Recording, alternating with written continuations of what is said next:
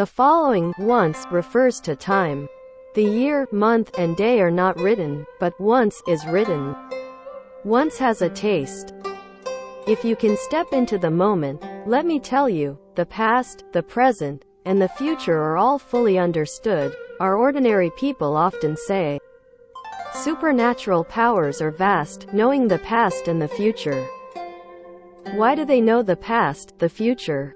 Because they live in the moment. Why can't we know the past and the future? Because we live in 3 times. Tell me, is it worth worrying about? What are these 3 times? Past, present, future. Things in the past are forgotten. Things in the future are ignorant, and the present is also confused and unclear. What if we want to study Buddhism? Studying Buddhism must pass once. How to get through the once? We must understand, must be clear, although we cannot do it, but the truth of things and rationality cannot be ignored. Once is like motionless. The non-duality method, mentioned in Buddhism, non-duality is once, and two is not, once is true, and the other is false. You see, the one true Dharma realm in the Flower Adornment Sutra said it was true, and the second turned into 10 Dharma realms. Especially in light, especially motionless. Second is not motionless, second is deluded. 3 minds and 2 minds. 3 minds and 2 minds are the Buddha's words. What is the 3 mind? Turn 1 into 3, 1 mind turns into 3. 1 mind is the true mind, the true likes motionless.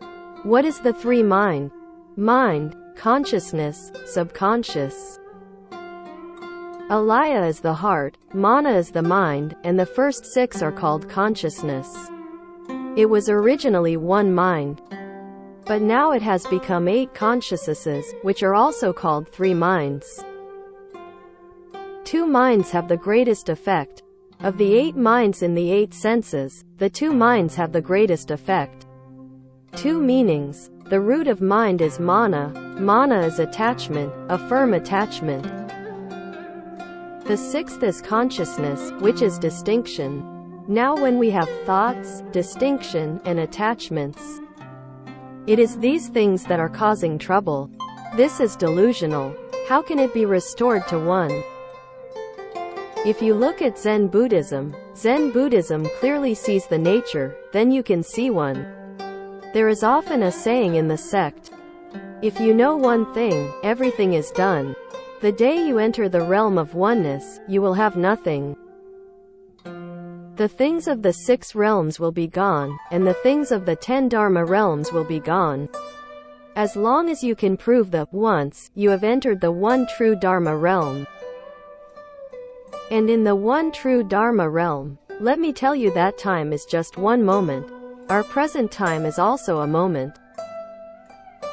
A modern scientist, Einstein, said that there are in his works. Einstein said, the past, present, and future exist simultaneously. What he said is amazing. How could he know that the past, present, and future exist at the same time? We don't know where he found it. Of course he didn't see it, maybe he guessed it theoretically.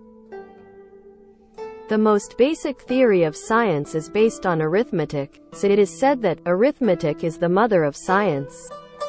On the basis of profound logic, when inferring, it is possible to know that the past, present, and future exist at the same time.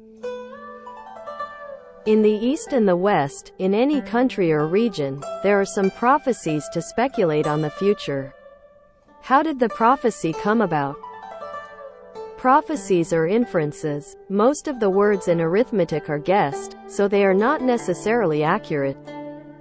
If you can enter samadhi, truly get samadhi, in the meditative realm, you can break through time and space, which is also to overcome the past, present, and future, and you can see all of the past, present. Which proves Einstein, as the saying goes, past, present, and future all exist at the same time.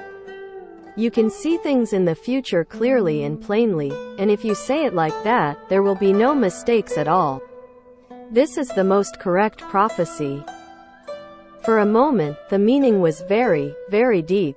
It is true for a moment, and it is false to tell you the year, month, and day.